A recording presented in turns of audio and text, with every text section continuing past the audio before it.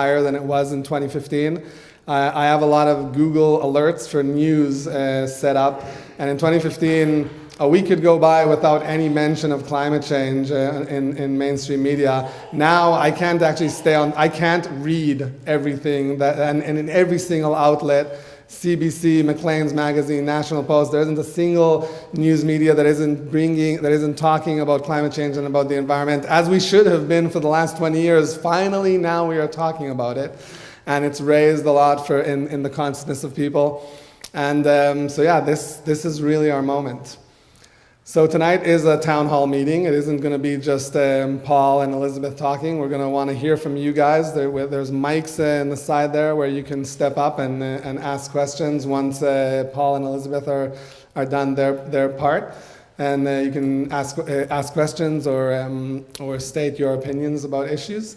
So as I said, Paul, for me, at the end of 2015, 2015 was probably the hardest that I've ever worked at anything, and I'm no slouch when I'm doing other things, but I worked myself down to the bone, and at the end of it, I swore that I would never do it again. Paul, on the other hand, saved his campaign signs. So when people say to us, and I actually had this morning, I was at a store and somebody said to me like, oh, I love the greens and I think I'm ready, but like, what about all those signs, all that plastic? It's so terrible. And I said to her, all our signs are recycled. She's like, really? I'm like, yes, really. We saved 110 big signs and about 800 lawn signs. And so we are green, and we're going to save them again because Paul's going to have to run as the incumbent in October, and then we're going to save them again for the next time. So we save our signs, and Paul, as I said, he saved his signs. I said that I would never do it again, and then Sheila Malcolmson stepped down to run provincially, and I was actually out of the country at the time, and my friend Phil Little, actually, who is here. I've told this story several times, and none of these times were you in the room, Phil. You sent me an email about Sheila stepping down, and I was in Israel visiting my mother. I was in my mother's living room, and I got an email from Phil that Sheila Malcolmson stepping down. I sent Paul a message on Facebook, and I said, Paul, have you seen this? He's like, yep. Like, are you going to do anything about this? He's like, yep, I'm running again, but I told the Green Party that you don't ever want to do this again. I said, well, if we're running without an incumbent and you're the candidate, I guess I'm going to have to do it again. So here I am again. Thank you. Here I am again, and I'm going to take one more minute before I introduce Paul because it's really important for me to relate this to you guys. I have actually been super jaded in my life in the past. When I was in my 20s and early 30s, I was really angry at the system and at politics. I actually had a talk show on Radio Malaspina and Nanaimo where I was telling people not to vote because I was just so sick and tired of the system. And I've matured since then, and I realized that there's no silver bullet, only silver buckshot. And I've held my nose and voted in all kinds of elections for candidates and parties that I didn't feel wholeheartedly great about, but kind of felt like, okay, I can't abandon this process. I have to do something, and so I will vote for the person who least repels me, or who is at least a little bit good, but not nearly good enough to really inspire me. And I never volunteered on a campaign. I've done lots of political work. I've been to lots of rallies and organizing, but never for a party.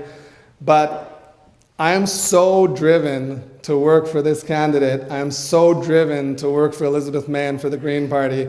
And I just really, I'm working 70 to 90 hours a week right now. And from the moment I wake up, before I get out of bed, I turn on my phone and start emailing and messaging, because in Ottawa it's 3 hours later, so even if I turn my phone on at 6:30, there's already messages going on. Then I take a break for an hour to eat and shower, and then I'm back on, and that's until I fall asleep at night, because I'm truly, truly inspired. I'm truly, truly inspired to get this person elected. So without further ado, I would like to introduce to you my close friend and the next and first time Green MP for Nanaimo Ladysmith, Paul Manley. All right. Thank you very much. I was born and raised on the island. I want to give a shout out to my parents, Jim and Eva Manley, who are here this evening. My father was the Member of Parliament for Cowichan Malahat, the island, so everything south of Ladysmith to, I guess, excluding Victoria. It was all the Gulf Islands, and that's kind of where I got the political gumption from both of you. My mom was seeking the nomination provincially, ran against Barbara Wallace for the NDP. So I was born and raised on the island. I grew up around here in Ladysmith. When I was 11 years old, got my first boat, would tootle around with Mike out into all the Gulf Islands, explore this whole area. Mrs. Bottomley at the back knows about stories of this neighborhood here, me getting in trouble. We're not going to talk about that. But this is where I'm from. And my grandfather had a farm out off Jinglepot Road in Nanaimo, and that's the area that my dad grew up in. And I love this area. I felt when I moved to Ottawa when I was 16 after campaigning for my dad, campaigned with Tommy Douglas when I was 16 years old, went out for dinner with him on my 16th birthday, was wondering why I wasn't hanging out with my girlfriend instead of listening to these great stories from this older guy. But wonder what I'd done to deserve the cold, bitter winter in Ottawa. And now I want to go back. So I spent a bunch of time out there. I got a diploma in broadcasting. I was a professional musician, studied jazz, played professionally for 10 years, and was inspired to do filmmaking because my mother was a filmmaker. And I didn't think rock and roll was going to change the world, so I went into broadcasting. I finished that program, moved back out to Victoria, and 6 months after CBC had laid off half their employees and shut down half their stations across Canada, and there was no work in broadcasting, so I just worked independently. And one of my first big successes, I had a little show on Rogers, was to do an expose on logging in the community drinking watershed in the Victoria drinking watershed. They've been having boil water advisories in there, and people were saying it's because they're logging it out, and there's all this siltation, floating into the lake, and it was creating problems, and the water district was saying, no, that's not a problem, that's not the reason. So we trespassed into the watershed with a great big heavy camera and a massive porta-pack that you had to carry around in those days, and documented the damage that they'd done with logging. They'd logged right down to the streams, they had to rebuild the streams. And then we flew over with the same camera, and you could see the big plumes of sediment floating into the lake. And within 10 days, they stopped logging in the Victoria watershed, and they haven't logged in it since. And I was back there doing educational films in 2008 for the water district, to teach kids about the value of intact watersheds and how an ecosystem will filter water, and it creates the purest water you can have. And they use swamps. They use swamps to purify water. And I told him I'd been in there almost 15 years earlier trespassing to do an expose, and he was like, "You're that guy."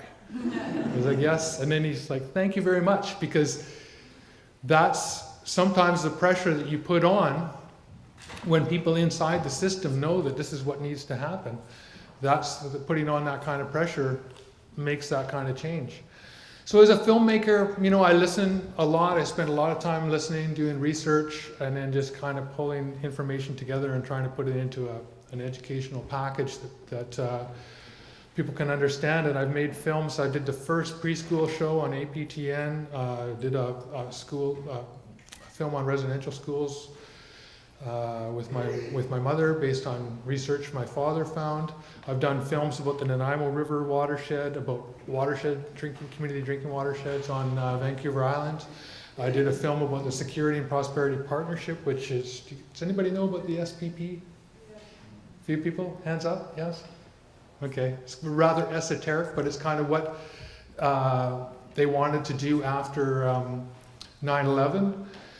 To make Fortress North America, and they were trying to get everything through that they couldn't get through in the North American Free Trade Agreement. And we had 20 corporations from each of the 3 NAFTA partners, Mexico, United States, and Canada, who were determining how regulations would be harmonized between these 3 countries. And we had some great Canadian corporations doing that for Canada, like Home Depot Canada, Walmart Canada, Ford Canada, Chevron Canada. Sound like great Canadian companies to you? So I did an expose on that process, and actually during that time I videotaped 3 police officers with masks on attacking their own riot squad in Montebello, Quebec, when Philippe Calderon, Stephen Harper, and George Bush Jr. were meeting there. And I reached in with a $7,000 in my hand camera and pulled a mask off one of those guys. And when they were taken down by their own riot squad, they were attacking their riot squad, they were taken down and all their boots matched. And my sister's a police officer. When she saw the takedown, she goes, "Oh, it's kind of a soft takedown." It was like, "Oh, and their boots match." It's like, those guys are cops. Yes, they are. So that kind of blew the lid on the SPP, and people started to talk about it. And 6 months after I released my film, the SPP was officially disbanded. So I've been making films since 1991. I've worked in hundreds of episodes of television, all educational TV. When everything went reality TV, I quit working in television. I made a promise to myself, really like in the early 90s when I went into broadcasting, that I wasn't going to make something I didn't want to watch myself, I wouldn't want my children to watch, or that I didn't want my grandchildren to know that that's how I was wasting my time when we had these environmental and social justice crises on the planet. You know, I grew up with the nuclear threat. That was my generation, the big threat of nuclear war. And in 1989, I became an adoptive father. And 1989, 1990, you remember those years? The Berlin Wall came down. There's this big peace dividend that we were going to have. We were heading towards the better world that we all wanted. And in 1991, I read David Suzuki's book, A Matter of Survival. And that was really my first real awakening about climate change. And then my young daughter, I knew, like, this is the future. And I had to double down to work harder. I grew up in a family of people who were social justice and environmental activists and people who were very concerned about things, but that was what really drove me to action. And so I made that promise to myself, to make films to educate people about things that I thought were important, things that I wanted to stop talking about all the time. Like the Troubled Water film, I knew a lot about watersheds on Vancouver Island and the privatization of this whole east coast of Vancouver Island. 20% of the island is private because of the deal for Confederation, and we have all of our drinking watersheds, except for Victoria, are on private land, and that land could be used for all kinds of purposes that we wouldn't want it used for because we rely on it for drinking. So then in 2000, year 2000, my youngest daughter was born, my first biological child, and that really kicked in for me as well. Like, the future was very personal to me again, and I knew that things were getting worse. They weren't getting better. Things are getting better in lots of ways. We got more technology, we got better communication. There's lots of things that are going good, but we're destroying the planet, and we're still dealing with horrific wars and social justice issues around the planet. And when everything went reality TV, I decided to go back to school. It was kind of my midlife crisis. I didn't buy a sports car. I went and got a degree in global studies and media studies because I wanted to learn more, and I wanted to be able to articulate myself and to be able to look at policy and develop policy and push government to do the kind of things that I wanted to see done. And I decided to run for politics. And I decided I was going to step up and follow in my father's footsteps. He was an orange diaper baby, and that didn't work out. I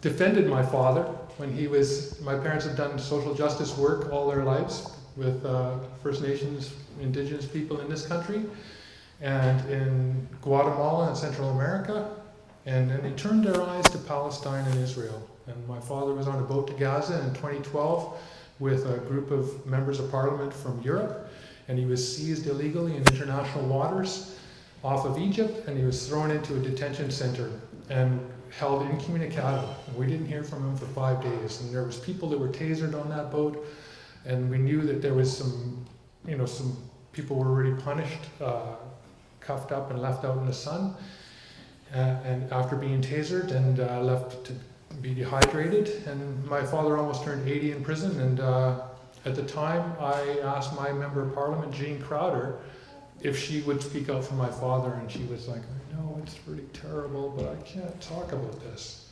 I went, what? How come you can't talk about this? This is an international incident, and you're my member of parliament, and so you are the representative that deals with that level of government. And she said, no, you got to talk to Paul Dewar. And James Lunny, who was a Conservative MP to the north, said, your father's getting what he deserves. Let him rot in prison. And so that was kind of upsetting. But I tried to get a hold of Paul Dewar all weekend, and he was tweeting about different parties he was at and all the socializing he was doing. And I was asking him, when are you going to step up for my dad? And I sent a letter to the NDP caucus, and I said, I knew Tommy Douglas when I was a kid, and Tommy Douglas would have stood up for my father, and somebody in this party should stand up for my dad. And I didn't get a response, but somebody sent that email to the media, and the next day I got a call from Peter O'Neill from the Vancouver Sun and the Ottawa Citizen, and he said, are those your words? And I said, yes, they are. And I said I was upset. Like, I haven't heard from my dad. Elizabeth May stood up for my dad. She spoke out for my father. She was the one MP in Parliament to do it. So, a few years after that, that was 2012, I was actually the person who was home in Nanaimo too. So I was the one that was really easy to access for the media. So I spoke to the media, to Global, CTV, CBC. And a couple of years after that, I decided I was going to run for the nomination for this riding, and I'm a Ladysmith, and I was told that I wasn't allowed to run. And that was why, because I defended my father. And I think, when I talk to MPs in the party later on who understand the issue of Israel and Palestine, and it's not my friend Alan here is Israeli Canadian and Jewish, and he'll tell you that it's not anti-Semitic to stand up for the human rights of other people. And that's all my father was doing. But other MPs told me later on they were ashamed because they couldn't speak. They couldn't speak for my father, an elder statesman in the NDP who was at the founding convention, CCF member before that. So, yeah, I thought my political career was over, but then Elizabeth May phoned me up. I sent a letter to my supporters saying, this is what's happened, I'm out of the race, and I sent it on a Friday afternoon around 4 o'clock on Canada Day long weekend, and the day after Canada Day it was a front page news story.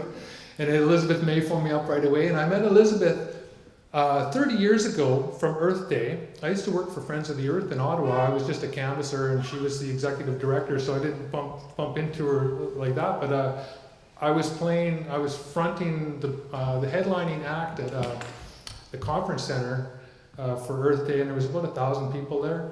Elizabeth May was one of the keynote speakers, and I had this song about McDonald's called Rotten Ronnie, which was on college radio top 10 at the time. And that's when we first met. We're going to recreate our meeting April 20th in Nanaimo at Maffeo Sutton Park. So come and join us there. So Elizabeth called me a bunch of times and said, would you run for the Greens? I said, no. Would you run for the Greens? I think it was the 5th time I finally said yes. But what convinced me, aside from Elizabeth being like such a brilliant, hardworking, dedicated person that I really love and admire, what really convinced me was this. Vision Green. She got me to read Vision Green. And this, if you go to the Green Party website, and on the top tab is Vision Green, we're one of the only parties where you can find our policy book right out front and center. And it's hyperlinked, so you can search Vision Green Party Canada at any topic that you want, and it'll pop up. What's our stand on affordable housing? Do we care about universal dental care? Yes, we do. We have a plan for that. How much square footage should every chicken have? Oh, I don't know if that's... We are deeply into detail. So I'm going to get stumped on that policy because I haven't memorized that one yet. But this is a forward-looking policy book and vision for where we want to be, not just at the end of a 4-year political cycle, but where do we want to be in 2030, 2040, 2050? What kind of economic system do we want to have? What is the environment that we live in going to look like? Because the environment is what we inherit. The economy is what we create. That's the business that we do between each other. And do we want a local economy? Do we want a corporate economy? Do we want small business, or do we just want big business? Do we want clean energy? Do we want renewables? Do we want, we want local food, or we want everything coming from China and Mexico? So what kind of economy do we want? How are we going to care for each other? What are we going to do for seniors? What are we going to do for young people? What are we going to do for seniors, or for students? So it's all in here. And when I read this, I was just like, wow, this is really forward looking, and this is my vision. And you're asked when you run as a candidate, do you support this policy book? I went through and I went, yes, indeed, I do. And it's interesting because you can ask me a question, and I'm looking forward to your questions after this. And I'm pretty sure that when I answer the questions, I'm going to speak from my heart and my head, and I'm probably going to be straight in line with this. Elizabeth will correct me if I'm not. Well, here I am heckling you from the back of the room. I better come on.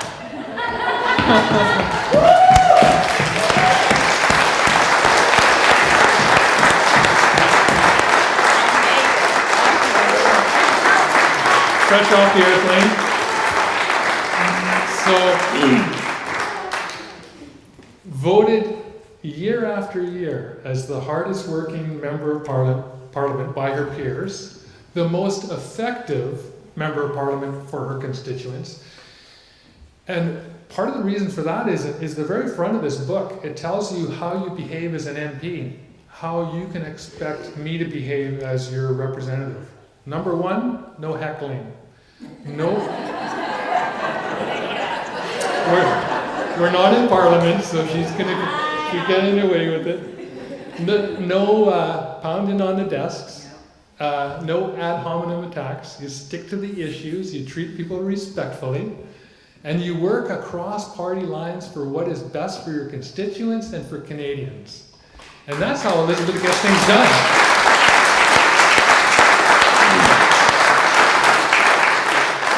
That's how Elizabeth gets things done. She reads every piece of legislation, and she puts forward amendment after amendment after amendment, and she works across party lines. She goes and talks to the ministers and to other members of Parliament to do what's best for Canadians. The other policy that's in that front introduction is that Green MPs cannot be whipped. And the whipping process is when your MP has to vote against policies that they stood for during election, that are in their policy book, or that go against their conscience. And so, a great example that Elizabeth talks about is all of the Conservatives voting that asbestos was safe, when everybody knew that the evidence was in that asbestos is a dangerous substance. So, and you see this, I've seen the NDP vote against their own policy book on it, voting for the Canada-Korea Free Trade Agreement. It's got investor state provisions in it that allow corporations to sue governments for laws and policies that get in the way of their profits. And they can sue for the loss of potential profit, not for, what they've invested into something and lost, but what they think that they can gain over a period of time. So, companies use investor state to sue for billions of dollars, try to get billions of dollars out of extracting that kind of money out of countries, and it's against the NDP policy. But yet they voted for the Canada-Korea Free Trade Agreement. And in my SPP film, I have the trade critic, Peter Julian, talking about how terrible this is, how anti-democratic investor state is, and yet when he was told by his leader to support this agreement, he stood up and voted for it. Canada Jordan as well. So you're not going to Elizabeth's not going to be able to force me to vote against what I told you I will do, or what my conscience tells me I should do. And that's the way the Green Party works. When there was two MPs and there was a vote on bombing Libya. No, the one on Syria. Syria, okay. Yeah. Sorry. That's when. There were two. So that's when you and Bruce were together. When bombing Libya, you were the only MP that voted against bombing Libya. Some common sense there. What happened in Libya after it was decimated and opened up for jihadists to run the place? We're just seeing like the blowback on that is huge. A little bit of common sense. Do we annihilate a country without a plan for how you rebuild it, like after Nazi Germany with the Marshall Plan? Obviously not with Libya, but with Syria, Elizabeth voted against bombing in Syria, and Bruce Heyer, who was a Green MP at the time, voted for it, because that's what his constituents were telling him he should do. And Elizabeth just said, I agree to disagree with you on that. I'm going to let you speak I begged in a a bit more than that. You worked for a while. No whipping. Yeah. No whipping, so I will not be told what to do, what to say, when I can speak about issues. I'm not going to have to check in with my leader when you ask me something. I'm not going to have to check in with my leader to find out what I'm allowed to say to the media or to you. That goes on currently in our system, and it's appalling.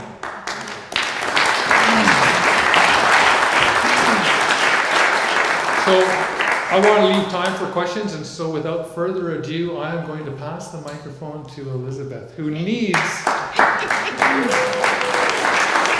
the hardest working MP in Ottawa, needs reinforcements, and there has never been a better time to send reinforcements to Ottawa than today. Yes. So thank you so much, and I'm honored to be here on traditional territory. And I'm sure you've already done the territorial acknowledgement. Tamina's territory. So I just came in. I mean, I feel like one of those old comics. Would it be Henny Youngman who'd get to Mike? Yeah, I just flew in, and boy, my arms are tired. But I just actually I had to speak anyway. It's not worth talking about. But I'm really grateful that I could get here, because nothing matters more to me than Paul Manley getting elected on May 6th. It is huge. And it's not just huge for us as Greens, yeah, it's huge. It's huge for Canada.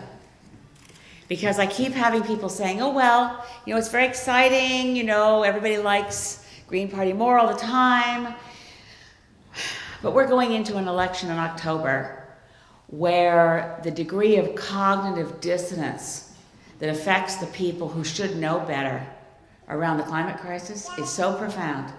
I mean, I know that, every day in Parliament, these days, of course, we talk about nothing but SNC Lavalin 24/7. Do I think it's an important issue? I actually do. But compared to human extinction, it's kind of on the small end of the scale of risks that we face. We need to get to the bottom of it, and I don't think we have yet, for what that's worth.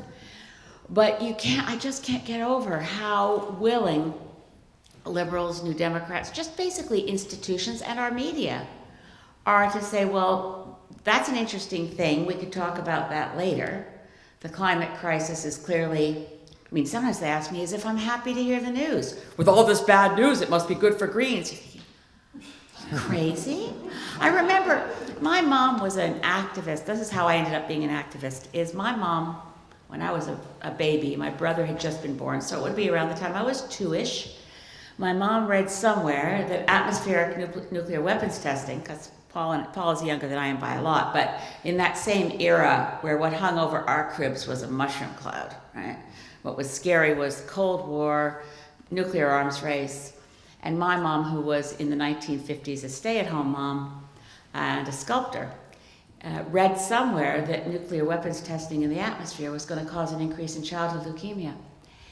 And she had some kind of instinctive ability, just amazing intuition for how to organize and mobilize and do things. Anyway, she would go from town to town, and she'd summon up her strength to give public talks because she was kind of shy and she didn't have a university degree. She was an artist. Not that there's anything special about having a university degree, who cares? But she was really a solid researcher. And she'd go from town to town and talk about the threat of how strontium-90 absorbs into the human body. The body misreads it as if it was calcium, stores strontium-90 to bones, to teeth, as if it was calcium, and of course radionuclides that are emitting ionizing radiation from inside the bones, of course, is going to cause an increase in leukemia, particularly in children.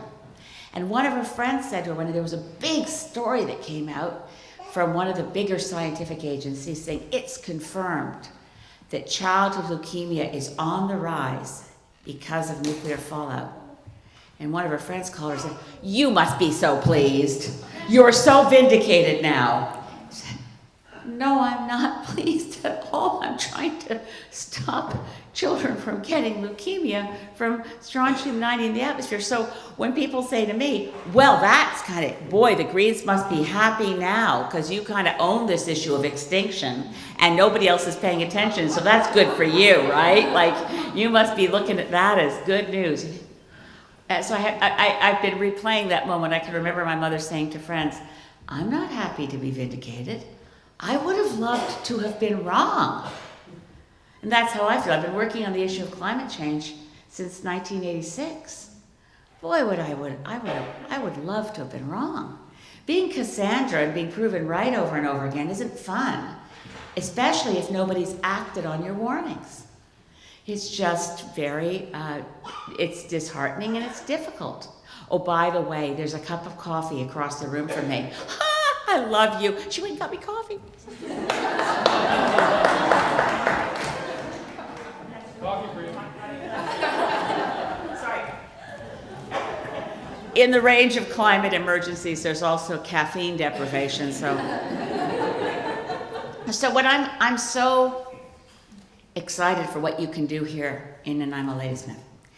It's not a by-election that has only local ramifications. Clearly it has local ramifications. You've been without a member of parliament since sometime in December.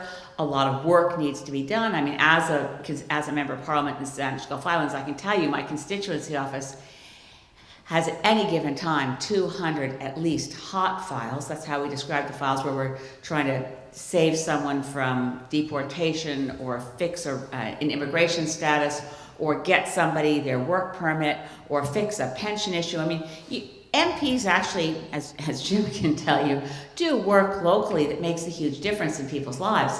So I'm not suggesting for one moment that your choice of MP isn't critically important for the voters and the constituents of Nanaimo Ladysmith. But right now in this country, do we ever need a mid-course correction? We're heading into a national, federal election campaign where the winds of change have never been more favorable for what I hope will happen, a minority parliament where none of the big parties get the perilous false majority that gives 100% of the power to any leader of a party that wins more seats than the others based on a perverse voting system where it's winner-take-all riding by riding. It's a perverse anti-democratic voting system, but it's the one we're stuck with. I didn't think we'd be in this in 2019. I thought, I confess freely that I completely believed Justin Trudeau when he said 2015 will be the last election held under first past the post. I mean, you didn't have to, it wasn't like you could miss him saying it. He said it 1,800 times. It's still in the speech from the throne that governs the work of this parliament. That 2015 will be the last election held under first past the post, and so on. So I didn't think we'd be in this situation. But despite the fact that we're going into a first past the post election federally, I've never felt such a sense of change in the air.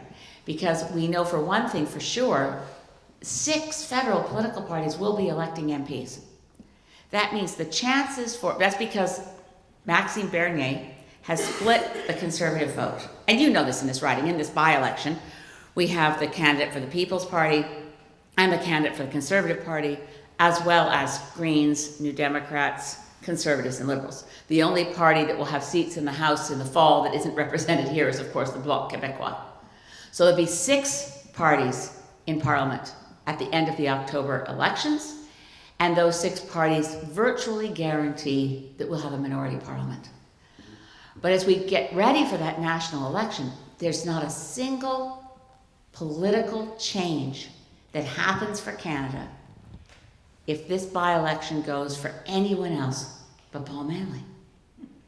To be able to say to the other parties, you've ignored climate too long. We see right through you. You can tell us till you're blue in the face or orange in the face or red in the face that you care about climate, but you're not delivering.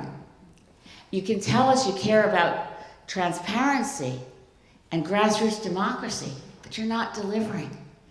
And it will send a significant wake-up call to everybody across Canada. And the old line political parties may have to say, wait a minute, we've got to rethink what we're promising in our platform.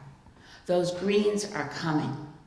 So I say to voters in Nanaimo Ladysmith, which isn't terribly encouraging, Paul, you've got my guarantee. 5 months or your vote back. 100% guarantee. It's like a cake. But wait, there's more. Paul Manley, he slices, he dices, he chops. But wait, there's more. You get a 100%, you get your vote back guarantee in only 5 months. A never before offer to voters of Nanaimo Ladysmith. You get to vote twice.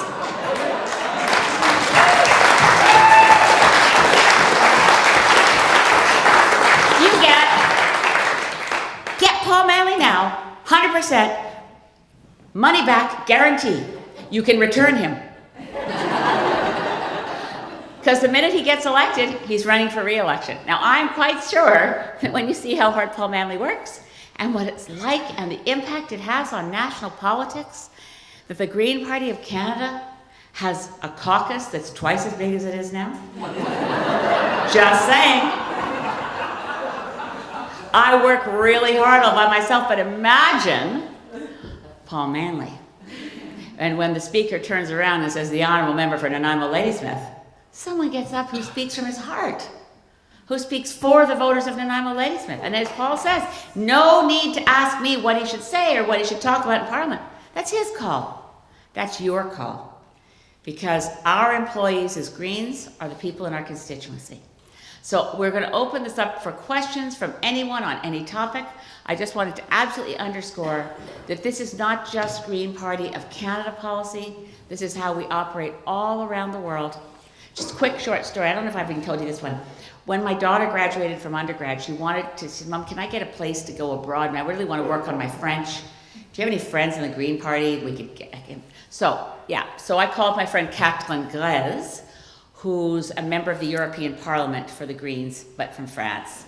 And Catherine ended up getting my daughter Kate, got an internship at the European Parliament with the Green Party for a couple months working out of Brussels.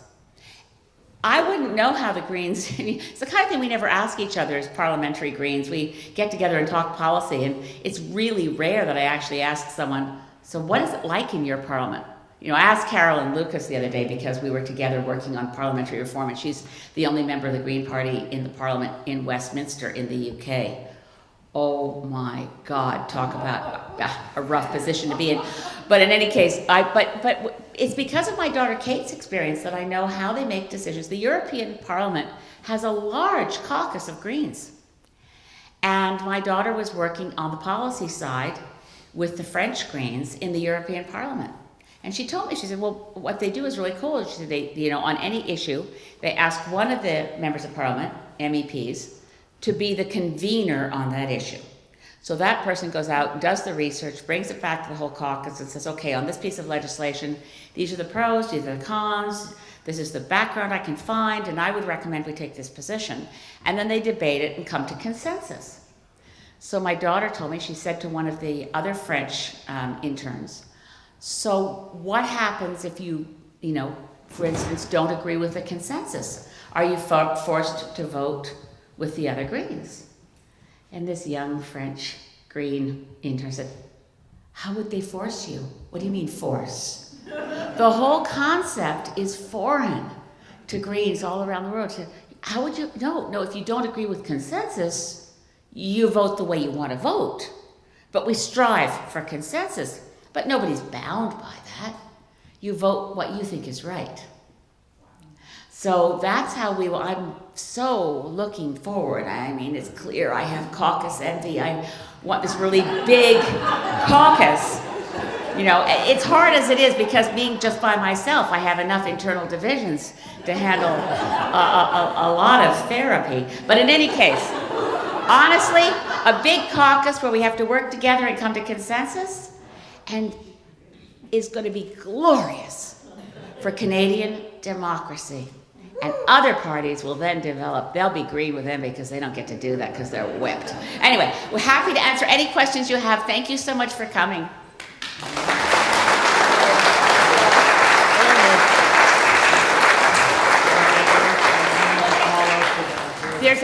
Ilan wants to say something. I want to tell you something.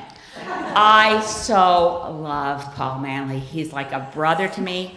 And Ilan is also like a brother to me. And he had his birthday the other day. So still, Mazel Tov, happy birthday. Okay, now you say something. Okay. I forgot to say at the beginning, and it's super, super important. We do have a few really important asks. Asks. Yes. Thank you, Elizabeth. Asks. So we need volunteers. We really need your guys' help.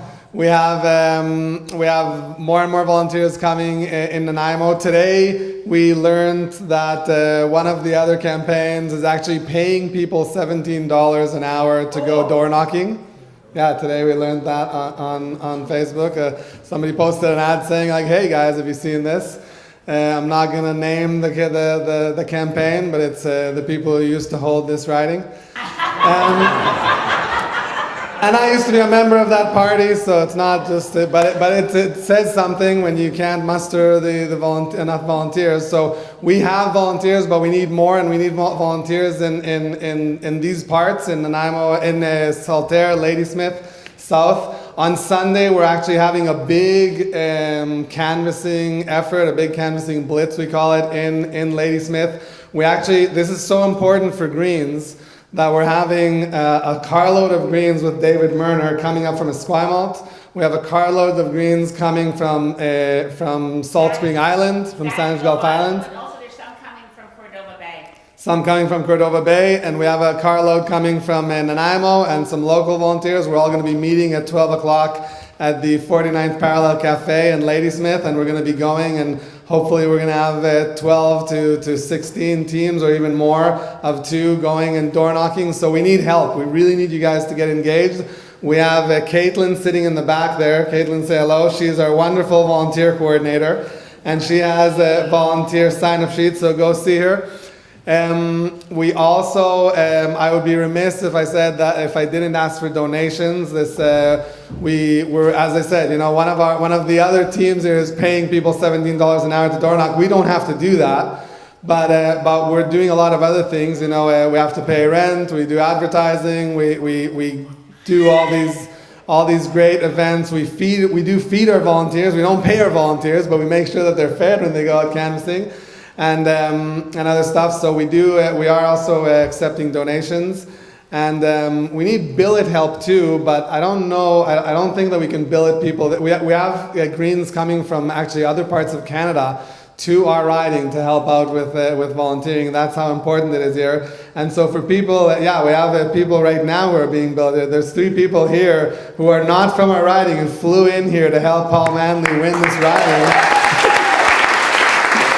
And so, if there are people here, there were a few people here who raised hands from Nanaimo. If you have the capacity to billet, please also see Caitlin or Donna or Judith in the back there and give them the information. And we have lawn signs here, so if you don't have a lawn sign in front of your house, please sign up for a lawn sign and take one today and show your neighbors and drivers the support.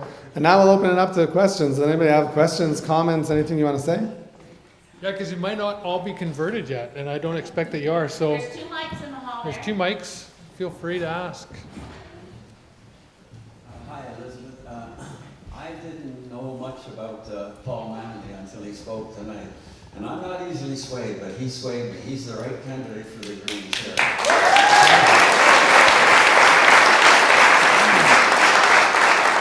Sorry, but I'm not in this riding. That's okay.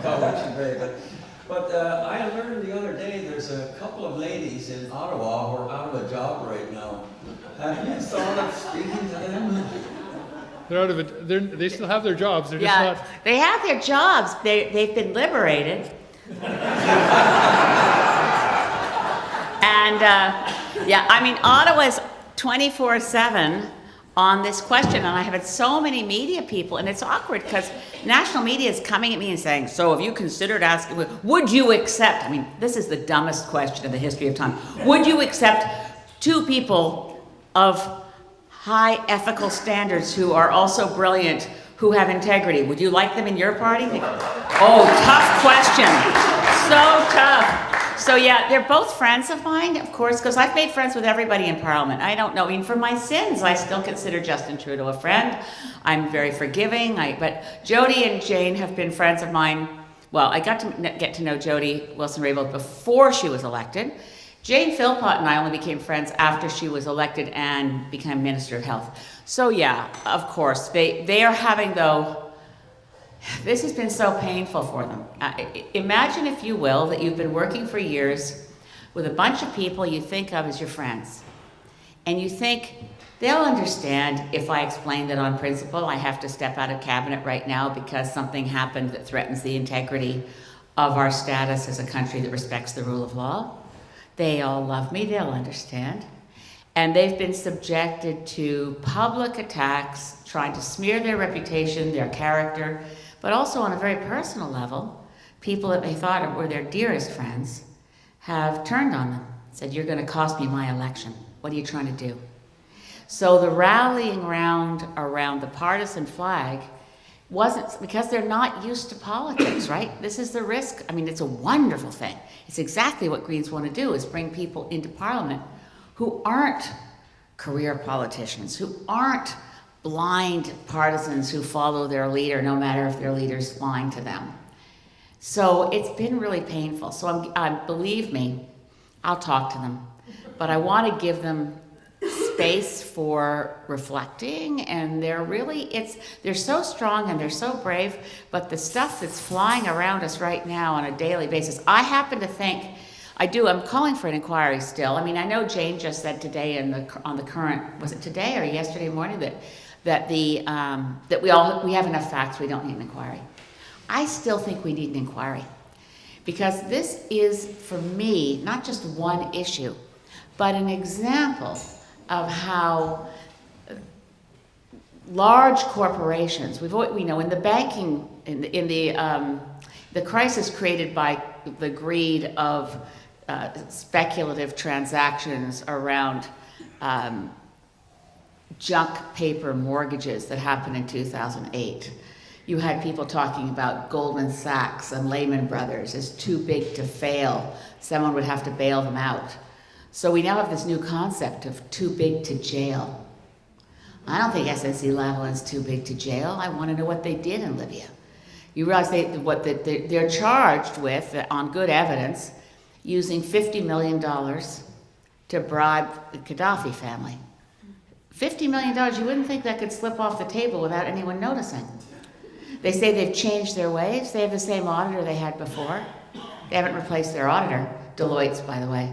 It didn't catch $50 million being spent in bribes. In case that's what really happened, we have to have a trial to know for sure.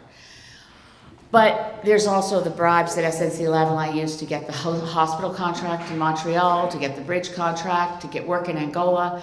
It's not a one-off. It's a corporate culture. And what it does is it deprives the honest companies from getting that work and getting those contracts around the world and in Canada. So we need to get to the bottom of it. And I personally find it disturbing. I won't go on and on about it because I could.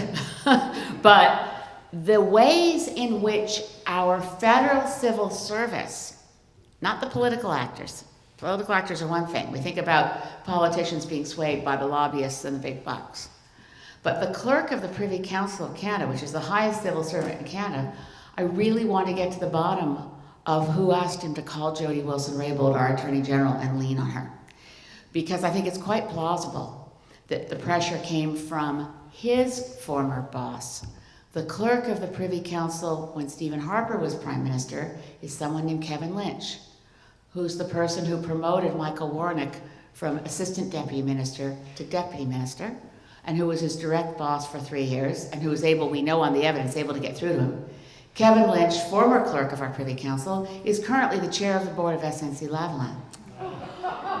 And I am stunned by the lack of an understanding from Jerry Butts, Justin Trudeau. Anytime they speak publicly about what they were doing to Jody Wilson-Raybould, they say, well, we don't have anything to apologize for, we didn't do anything wrong, and then they describe what they did, and they're saying out loud that they did something wrong. But they don't know it was wrong because they got lousy legal advice.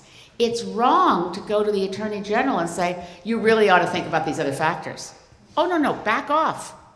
The Attorney General wearing the Attorney General hat is not part of cabinet like a Minister of Justice. She's executing her functions, and her job is to protect the constitutional principle of the independence of the prosecutor. The prosecutor isn't Jody Wilson-Raybould or now David Lametti or the Attorney General. The Attorney General has to make sure the rule of law is being observed. The Director of Public Prosecutions has not made a decision on the law that is not buttressed by the law. But the principle, you hear it talked about, the Shawcross doctrines, the prosecutorial independence is that of the Director of Public Prosecutions, a woman named Kathleen Rozelle, who has seen all the evidence because she's the prosecutor, right? So imagine any of the crime dramas we've ever seen on TV. The prosecutors getting together the case, know what they've got, what they can prove, what kind of evidence they've got, and then this deferred prosecution agreement, the DPA, is available under certain circumstances which are enumerated, which include a key criterion, did the offender self-report? Well, SNC-Lavalin didn't self-report. They had to be caught by officials in other countries doing tons of research and raiding their offices. Another criterion is, did any deaths result from this illegal activity? Now, we don't know the answer to that question, but we know that on whatever evidence they've got, the Director of Public Prosecutions decided SNC-Lavalin didn't qualify under the stated criteria to get a deferred prosecution agreement. And we still have lots of evidence of lots of people trying to say to Jody Wilson-Raybould when she was Attorney General, you should intervene, take over the prosecution. This is an extraordinary measure. It's never happened in Canada. The idea that the Attorney General, although an Attorney General has the power to do it, put yourself in the position of the prosecutor, take over the case. Direct that prosecutor what to do. Based on what? Political influence and political motives. That's taking Canada into tin pot dictatorship territory. That's taking us away from rule of law into what friends do you have. And when you've got another little bit of conflict of interest, and I'll sit down, a former Supreme Court judge. I mean, I look at this and think, who the hell was giving legal advice to the Prime Minister's office and the clerk of the Privy Council? Because clearly they didn't have a clue. They really didn't think what they were doing was wrong because no one had explained to them that there's a constitutional principle of prosecutorial independence, and the person standing firm, which is amazing, standing firm for the principles that come from a colonial power that's been oppressing her for 150 years. Yes, the only person who seemed to understand the rule of law in Westminster parliamentary democracy is our former Attorney General, Jody Wilson-Raybould. Well, all around her, we were saying, yeah, but have you looked at the jobs? Yeah, look, they're threatening. Look. Incredible. But I wonder if Justin Trudeau, as an example, was influenced by someone that Michael Warnick, former clerk of the Privy Council, described as not a shrinking violet. Oh, what does that mean in this context? He's describing Frank Iacobucci, a former Supreme Court judge. Now, if I wasn't a lawyer and Frank Iacobucci was telling me what to do, you'd figure a Supreme Court judge knows what he's talking about, except he's the lawyer for SNC-Lavalin. And at the same time, he's the guy picked by Trudeau to oversee whether the consultations with Indigenous people are being conducted correctly on Kinder Morgan. But SNC-Lavalin will get contracts on Kinder Morgan if it goes ahead. And he failed to disclose that he might have a conflict of interest here. Yeah, do you think? So I'm wondering, I have a lot of questions. And they're not answered yet. So that's, I feel like... I don't think the audience has an answer. I know, I'm just going to say I'm having one of my Miss Marple moments is what's happening. This doesn't add up. This smells very funny. Okay, sorry. So, are there any other questions? Yeah, I have Hi, my name's Megan, and I live here in Saltair. And we had the pleasure of meeting once at the Victoria Airport. And I'm so proud because our two daughters are here again and have the chance to listen to both of you speak, which I think is so important. I also want to thank you because I'm working on behalf of a local group who are concerned with the freighters who are anchoring in the Southern Gulf Islands. And thank you so much because I know you have taken petitions signed by many of our community members to Parliament on our behalf. So thank you for that. Thank you, Nate. And I just want to raise that issue again. I have forwarded information to both Paul and Alan because there's always research going on. And the fact that you can recite all of that detail so beautifully as you just did on the SNC Lavalin, my ability to recite is not as good. So I'm not going to go into all of it. I do know there is, I have those details too. You have those details. There is an alliance of groups working. You're going to Gabriola tomorrow, and there are going to be members from Gabriola as well who are concerned. And you know, that research is ongoing and changing all the time. And I just want to offer up that, you know, I will stay in touch on behalf of residents here in Saltair and Ladysmith as well as other groups as well. So thank you. All right. So when I was a kid, tootling around in the harbor and going out to all these islands, we didn't have freighters hanging around like that. And the issue is that they're getting free anchorage. There is no charge for them to do that. They're dragging their anchor chains along the ecosystem and destroying the bottom of the ocean. They're belching out bunker fuel smoke, which is full of particulate and very dangerous. And the lights are on and they're noisy, and this is getting out of control. And it's the economic system that allows this to happen.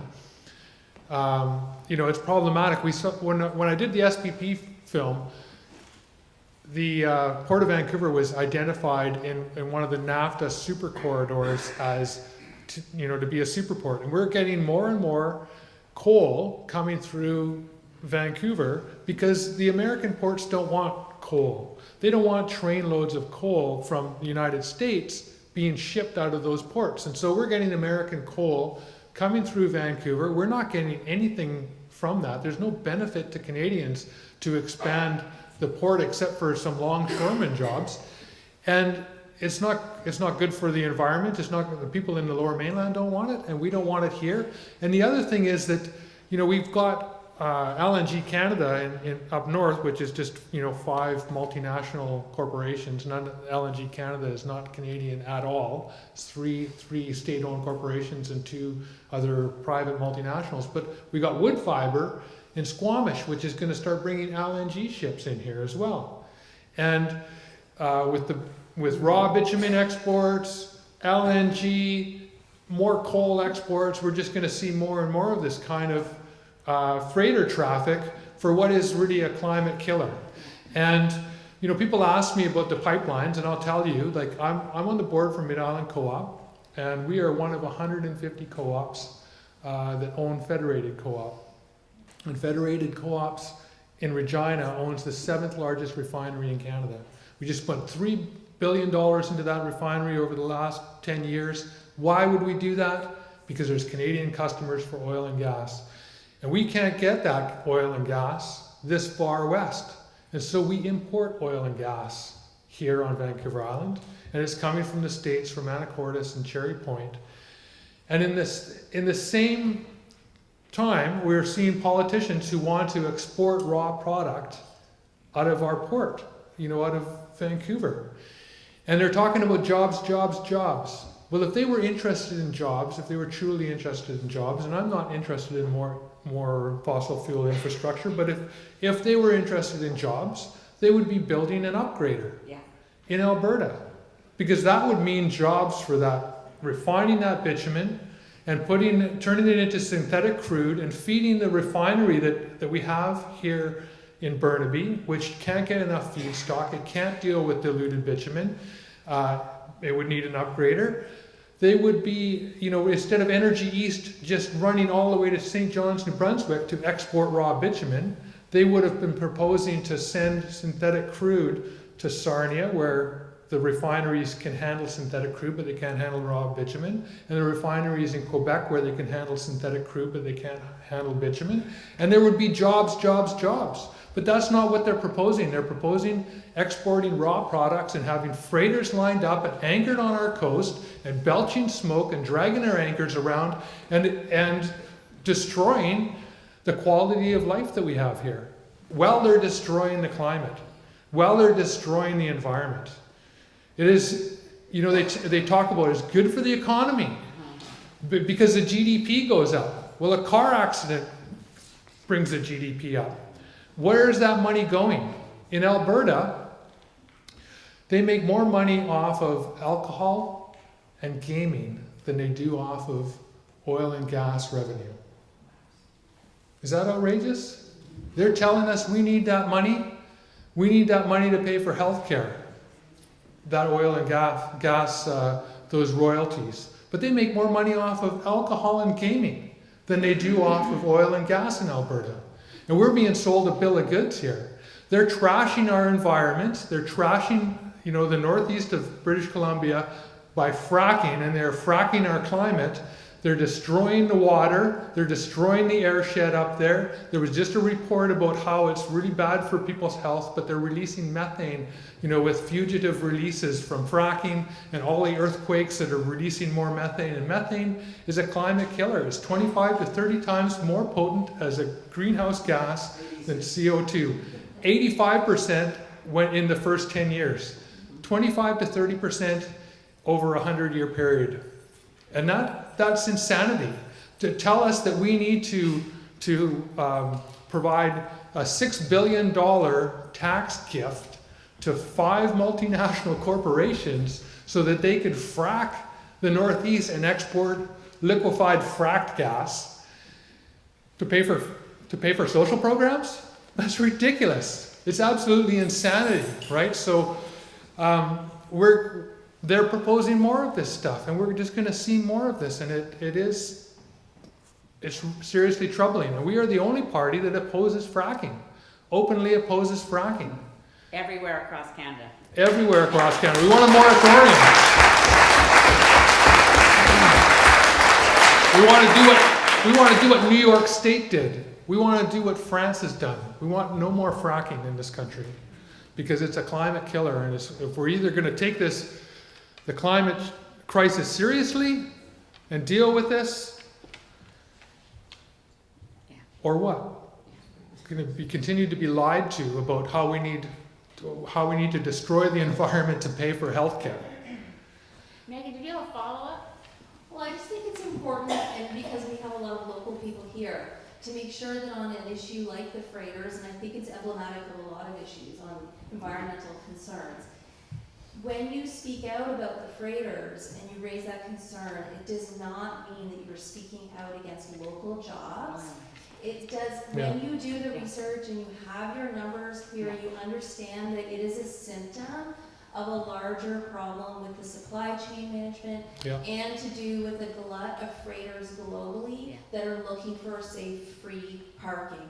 So because there's a captive audience of people here who might be interested by this topic, and for your, because I think it's important to be clear, the freighters, 92% of them are bulk exports, so it's coal and grain. It is not because, we all participate in the economy and we want to shop at Walmart. It's not that. And 75% of them are arriving early, knowing that they are coming early ahead of the time for their scheduled pickup. So it's not that we're going to export less. It's not that longshoremen are going to lose their jobs. A freighter that parks here doesn't export any more goods because it's sat here for 6 weeks. It still only takes a certain amount and leaves. Yeah, but yeah, Megan, I worked on this issue a lot. I've worked with the unions a lot. Let me back up and say there's a connection here to Stephen Harper getting rid of the wheat board. That's had a big impact because the wheat board used to be able to sort out when it was shipping grain and when it needed rail cars. And I've met recently with the executives of CN to talk about the problem, because a lot of those ships that are using the Salish Sea and our waters as a free parking lot are container ships with various holds. So they can come in for a grain shipment in Vancouver, fill one hold. They've got 3 more holds to fill. They come here and they hang out, free parking, to go back into Vancouver to get the next grain hold filled. Now, what that means is it's inefficient, it's a money loser for everybody involved. So it's not that we're making a case that we have to prove that what we're doing isn't bad for the economy. We're arguing for improving the efficiencies within the Port of Vancouver, which is the most inefficient port in Canada. CN, anyone you talk to will tell you that. They don't have their act together to know what goods are coming in, what goods are going out. And the backup, and that's why we're getting more and more and more. We have them off of Pender, off of Galliano, off of Maine, now off of islands further up your coast, off of Nanaimo. It's because of inefficiencies that mean that the shippers, the producers, the purchasers, everybody involved loses money when they're cooling their heels sitting here. We suffer from it. Our environment suffers from it. They don't pay for it. But it's not a sign of an efficient, well-run economy that the Port of Vancouver is so poorly run. And they don't coordinate. And of course, it doesn't help that CN laid off a bunch of workers, always likes to lay off the workers, doesn't have enough grain cars ready. You would think that a company that ships grain would understand that it's kind of a cyclical thing, and the harvest is in the fall, and you might want to be ready. It takes them by surprise every year. It takes them, and without the wheat board, the shipment of grain is one of the reasons that we're backing up here too. And of course, as Paula said, with the shipment of coal, the shipment of raw bitumen, all of these things mean the Port of Vancouver doesn't have the space for everybody to hang out there, and they have to pay for it when they're hanging out there. So they're using us as free parking. I've been on Mark Garneau's back on this, been talking to the Port of Vancouver. As I mentioned, I was just talking to CN, been working with the union, because they're sick of the fact that this private sector company lays off the workforce to rehire them in a panic at the moment that they don't have enough engineers, enough people to run the rail to get, and our farmers, I think it was Christmas 2014, I think that we were 2 days away from having no grain for livestock on Vancouver Island. And the farmers in the prairies, unable to get committed trains to ship the grain to the ports, hired truckers. So the price of the grain delivered went up, but we were 2 days away from not having grain to go into the mills to deliver feed to the livestock of Vancouver Island. That's pretty astonishing. But that's just really, that's not a well-run economy where Greens are in the way. We're the ones saying, can you get your act together? Can't we do something? I've heard of things called computers. Kind of coordinate what's going on in a big port like Vancouver. Could we? So, not to go on about it forever, but I'm working hard on this issue. Yeah.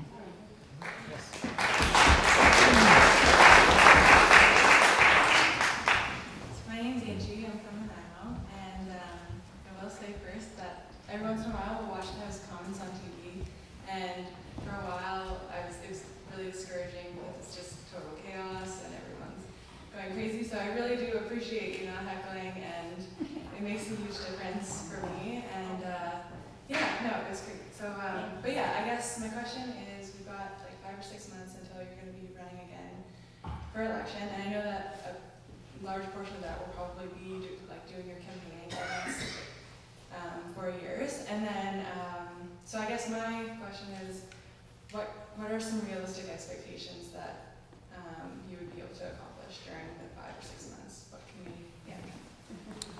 Well, yeah, no, we're gonna have a representative here for constituents, and there's always constituent work, and I know that that the office that's open right now, there's constituent work to do, and so there will be, I don't know, maybe 5-6 weeks in Parliament before the House, recesses.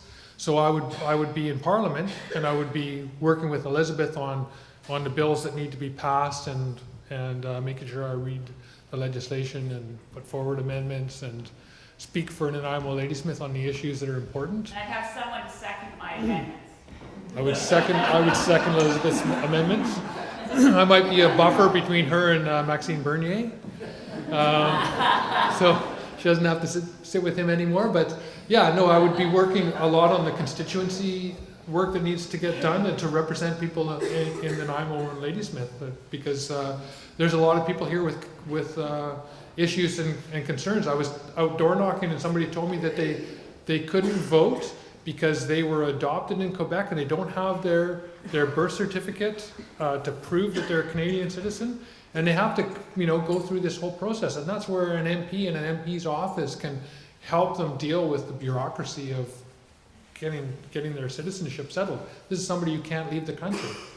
Can't leave the country because if they do, they're basically orphaned for their citizenship. So there's lots of that kind of work to do.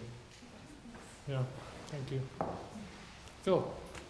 My name is Phil Dibble. I live on Grand Avenue, just a few streets back. And I know, Elizabeth, that you're probably exhausted. And Elan was saying before that they've got a horrendous day ahead for you tomorrow. So anyways, of the 100 or 1,000 issues that are so important in Canada, I want to just ask a question about foreign affairs. Going back maybe post-Pearson, Canada had ambitions to donate a certain percentage to increase our foreign aid, but real foreign aid to help developing countries. But that's been going down, and a lot of our foreign aid is being diverted into industry stimulus. I'm particularly interested in Central America, where I go every year, to the country of Honduras, and the Canadians are involved in mining, in sweatshops, gilded t-shirts, where women have to work 12-hour shifts wearing diapers because they're not allowed to have bathroom breaks. Like, Canadians used to be happy to travel around with our backpacks and the Canadian flag. Not anymore in Central America. Yeah. Canadian flag, people start throwing stones at it because of what Canada has come to represent.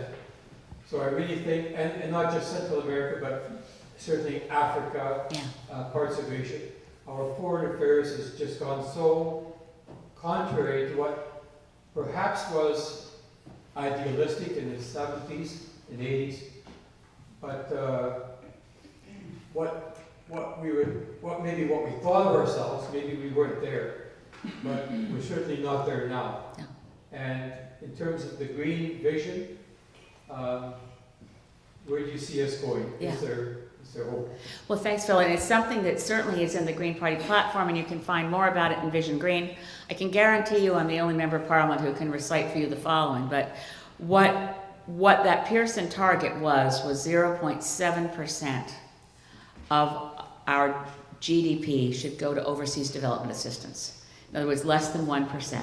0.7% of our gross domestic product should go towards development assistance.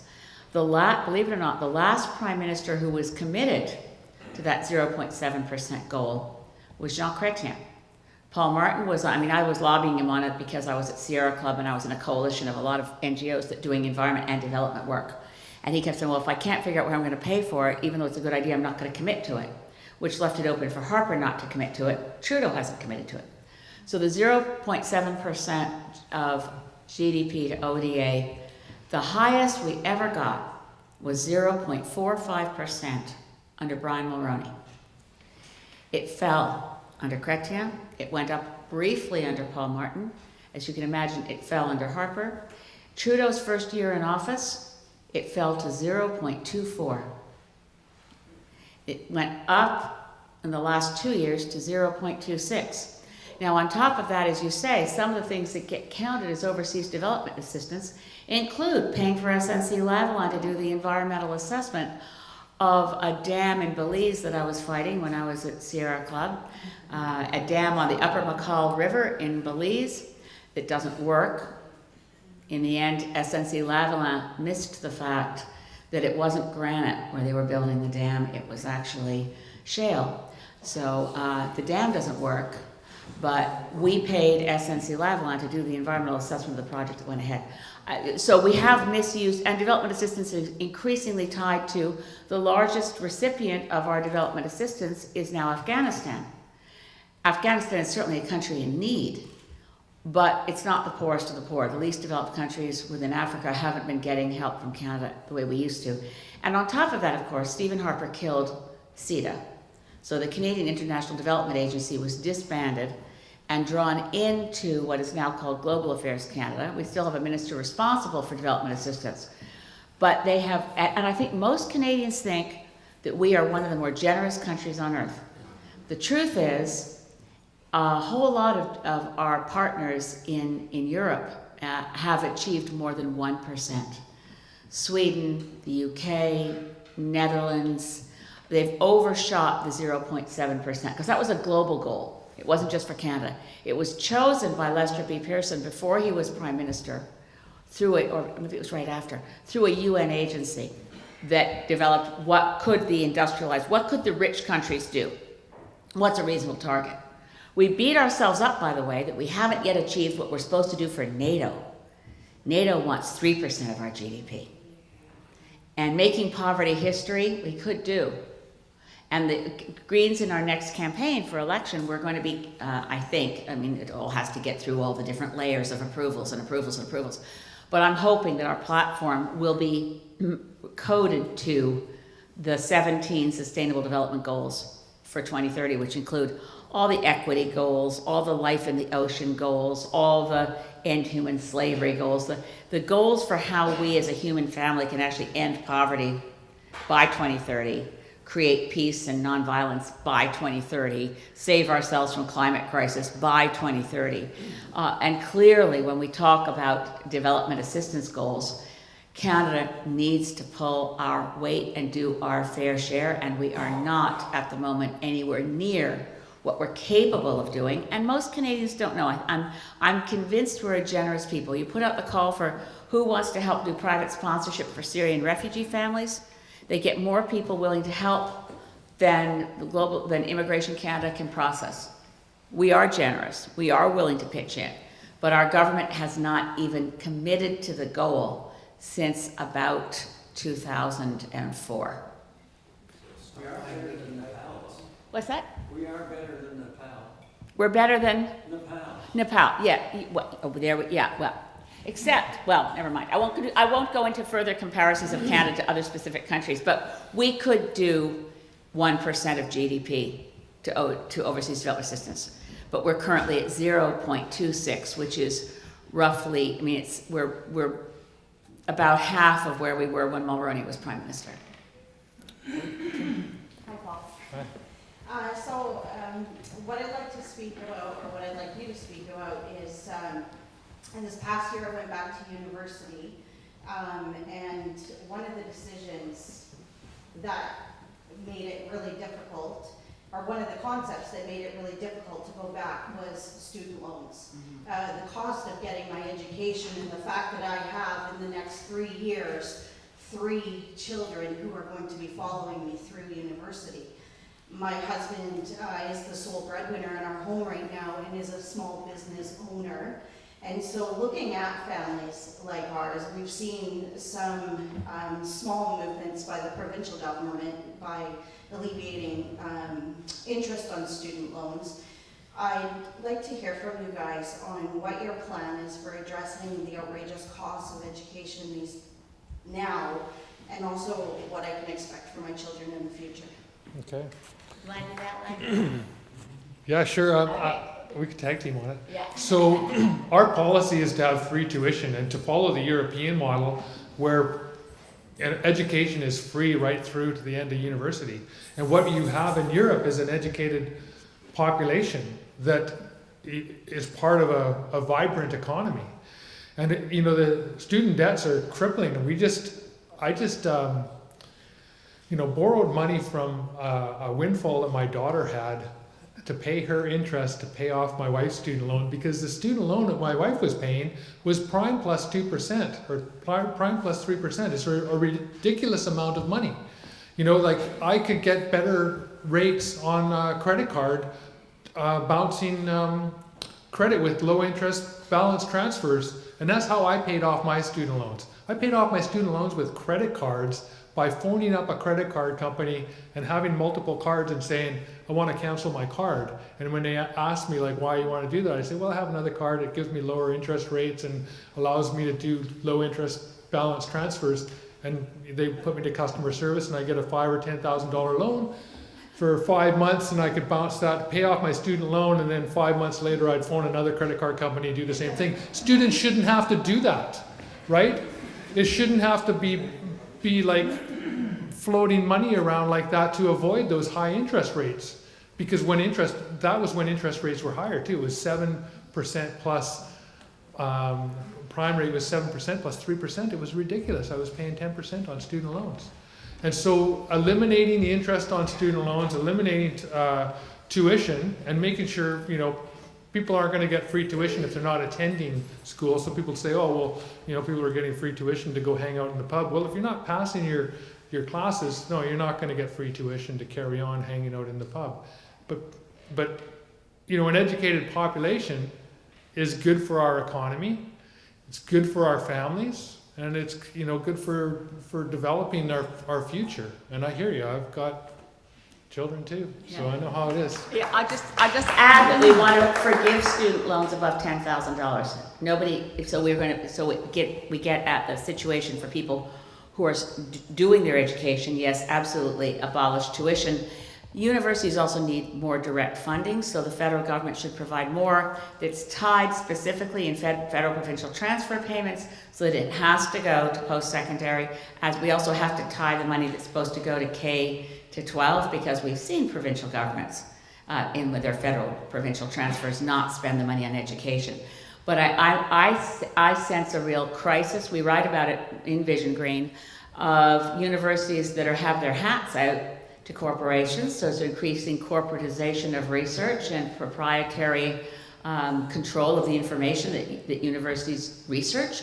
At the same time, one of the pools of really highly exploited labor is recently minted PhDs. So if you get through a program, you finally get your PhD, they're not tenure track positions in universities anymore. People get paid $6,000 a course, so they're living hand to mouth to be young, essentially professors, to teach courses for students who are paying high tuition with interest and loans. And what it really is higher education on the brink of a precipice. The whole house of cards can come down, and we really need to make sure that we're adequately funding the universities as institutions so they can focus on teaching and not focus on recruiting the next university chair that is the great benevolence of Shell or Monsanto or Kinder Morgan or anyone to fund a chair because the university doesn't have enough money to actually run.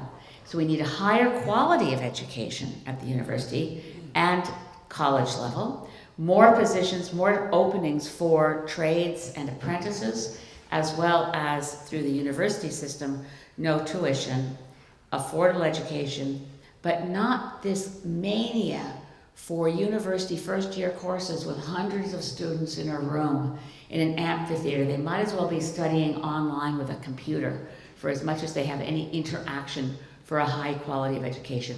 Canada needs to make education a higher priority at the provincial level, K to 12, and federally we need to make sure that we are providing adequate supports to our universities so the students who are right now paying high tuition for an increasingly diminished quality of education. This is Jane Jacobs wrote about this a lot in her very last book, Dark Age Ahead. And I think we're really, we don't talk about it enough, but we're on the brink of a real crisis of eroding the value of the diploma people get because they don't really have interaction with their professors. They're not learning in the same way that those in my generation who got to university had an enriched educational experience, We're dealing with what Jane Jacobs said was, we're not dealing with an education experience, it's transactional. And students pay their money, want their certificate. She called it certification, not education. And it's a very vicious cycle, and we have to break it by properly funding our universities and having no tuition so that the educational value is enhanced, but there's no debt burden at the end of it.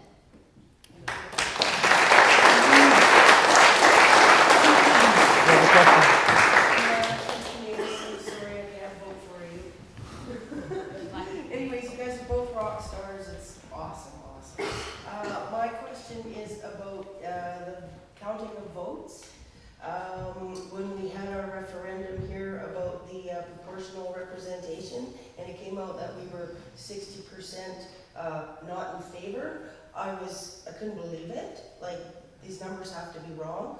And so I follow Jack Etkin. He is on Citizens Forum on Channel 4 out of Victoria. And he's got to be in his bonnet that those voting machines might be rigged, because apparently in most of the world or whatever, they're controlled by Cambridge Analytica, which we know is a bunch of crooked, lovely people. So I was just wondering, like, do we have a hope with electronic voting machines, or like, can we go back to, like, you know, counting and people watching people count? Because, you know. Yeah, I think like with those voting machines, there is a paper ballot, so there is a way to confirm the vote afterwards. It's when they don't have any paper backup that they're really problematic, and that was the with the Diebold system and the company in Ohio that was working with George Bush Jr. and kind of seemed like the whole system was rigged. The thing with the referendum, though, is I talked to some people that supported proportional representation, but they just found that whole question confusing. And they looked at it and they couldn't figure out which one to vote for. And then it just seemed like so they voted against it. And I just went, what? I think that it was set up to fail. It was designed to fail, and it was confusing. And then there was all of these seeds of how confusing it is and so hard to understand, and which one is it going to be, and people don't know what they're doing. And so it just meant that the NDP lobbyists that didn't want proportional representation, who lobbied and worked against it in the no side with the BC Liberals no side, they sowed enough confusion and fear about the new system that people bought in and voted against it. And that's too bad. And they should have done it a different way. They should have had a citizens assembly again. My friend was in the first citizens assembly that toured around the province and talked to people and looked at all these different systems and looked at models in different countries and came up with the STV model. And that referendum should have passed. It was like 58.5%. That should have gone through at that point. But, we're up against powerful forces who want to maintain the status quo, because the status quo works in their favor. You get first past the post and you win 100% of the power, and then they can put the screws to you, and they get what they want. Fracking in the Northeast, great big tax giveaways, billions of dollars for foreign corporations for LNG plants, pipelines, exporting coal, continuing to trash the environment for short-term gain. So we need to change the voting system, or we're going to have to get in there and lobby, and hopefully we have a minority government so we can just hammer away at them. Well, that's just it. In a minority government, if we're in a position with balance of responsibility, which is a term I really like. My MLA is Adam Olson in North Saanich in the islands, and Adam came up with the term. The media was all saying to him right after the BC election, well, you Greens have the balance of power. And he said, no, we have the balance of responsibility. Adam, if you don't know him, is Sartlet First Nation, and it's just such a fine human being. In any case, if we find ourselves in a minority parliament situation, we will want to make sure that there are, the experience with what Andrew Weaver and Adam and Sonia tried to negotiate with Horgan, they compromised on a referendum. It's clearly not a good idea. Cards are stacked against you. So if you're forced into saying we have to have a referendum first, which isn't a legal requirement, by the way, the government of Quebec, in case you hadn't heard, Premier Legault has committed to bring in mixed member proportional in Quebec without a referendum first.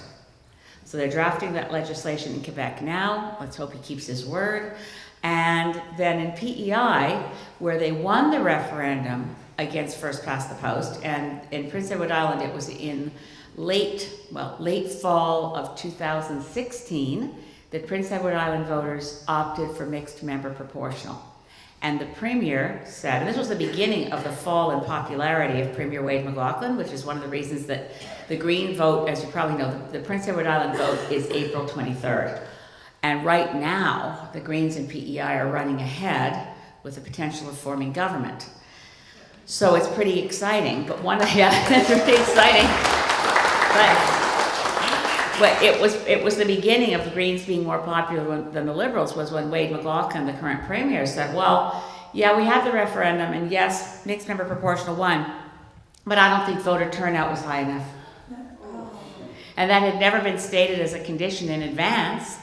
And the last time that PEI had a referendum before, probably 10 years before, and in that case, the vote went to first past the post, and the Premier at the time said, well, that settles that.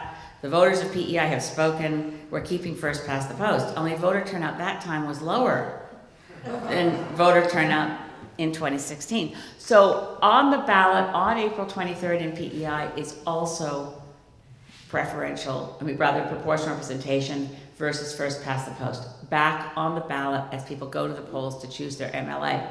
So that's a watch for PEI on April 23rd. So much hangs on it.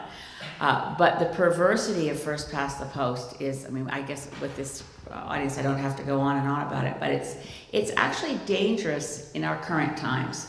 When I first started supporting proportional representation, it was because, well, it's a democracy, every vote should count, and Parliament should look like the proportion of the people who voted across the country should be reflected in the Parliament we get. But with people like, I can't believe it in Canada, Doug Ford. You know, his entire financial platform was buck a beer, right? He didn't actually ever put forward a platform or a budget. The closest you had to detail was buck a beer. And he's got 100% of the power based on the support for conservative candidates from about 25% of Ontarians. Because it was low voter turnout, and then he only got less than 40% of the vote, etc. So making sure we move to fair voting is something that we as Greens, depending on how the election goes, obviously you can't count on things, but with 6 parties going into Parliament, the chances for PR have gone way up because the chances for a minority Parliament have gone way up. We mentioned earlier Lester B. Pearson. I just want to make sure people know that it's possible to do so much in a minority Parliament if you have enough MPs committed to their country over their party. That's the big difference, that when Lester B. Pearson was Prime Minister in the late 60s, he didn't have a majority of the seats, thank goodness. The opposition was led by everybody, I think everybody over a certain age remembers John Diefenbaker, so he's the opposition leader in this era. And there were only 17 NDP members of Parliament. But they're the reason, Tommy Douglas and David Lewis, they're the reason we have universal health care in Canada. You know, everybody asks me about the Green New Deal in the US, this bold radical vision. One of the things they're asking for is universal health care. We got our universal health care in the 1960s because it was a minority Parliament. We also got unemployment insurance. We also got the Canada Pension Plan. We also got the flag, thank you, Jeff, the flag. We also got student loans with no interest payments. They didn't add interest payments to student loans till the early 90s.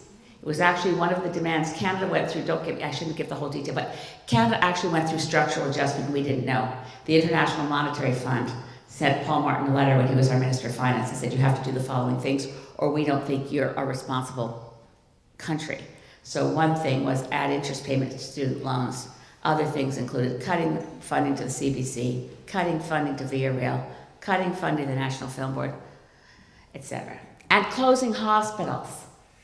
The destruction of our healthcare, the real damage to our healthcare system. We lost, we lost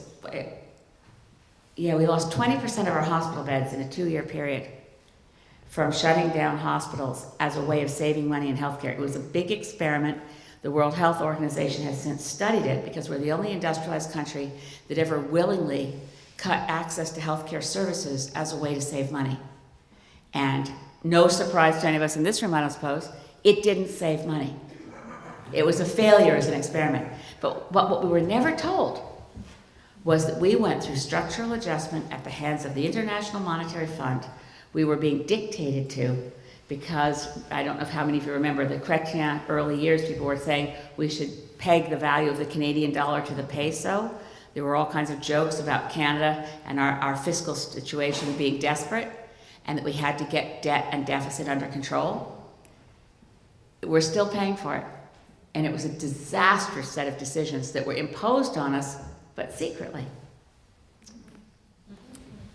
Well, with that depressing note,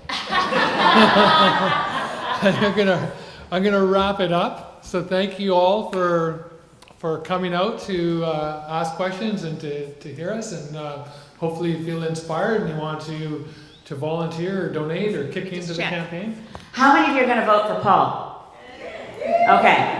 If anybody didn't put your hand up, I want to see you later. Just let me just outside. How many of you have ever gone door to door canvassing? How many of you are ready to try? Yes. We need your help. If you want to make sure that this country leads the world in climate action, and I still think that's possible. We're laggards right now. We have a terrible record. We still have the same climate target that Stephen Harper left us with. We can do better. Right now the world needs leadership. And if you haven't heard of Greta Thunberg, 16-year-old student from Stockholm, she's the leader right now for the whole planet on saving ourselves. And I think it's shameful when you think about it that leadership is coming from a little girl too young to vote. Where are the grown-ups? Well, Canadians can be grown-ups. We can seize this challenge. We can see the opportunity in getting Paul Manley elected, not just because you want to help the Green Party, but because we need desperately to have a plan to extricate ourselves from a perilous, terribly dangerous situation. We can and must rescue ourselves. And the first step to doing that is in your hands, is to make sure Paul Manley is your next member of Parliament. Thank you.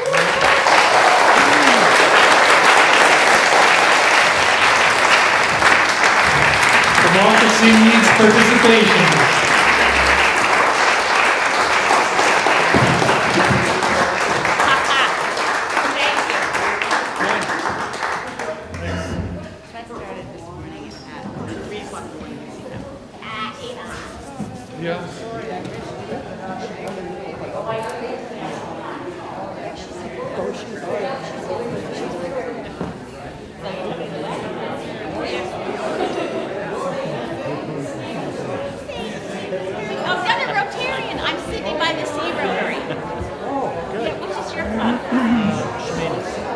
I think Rotary can play a big role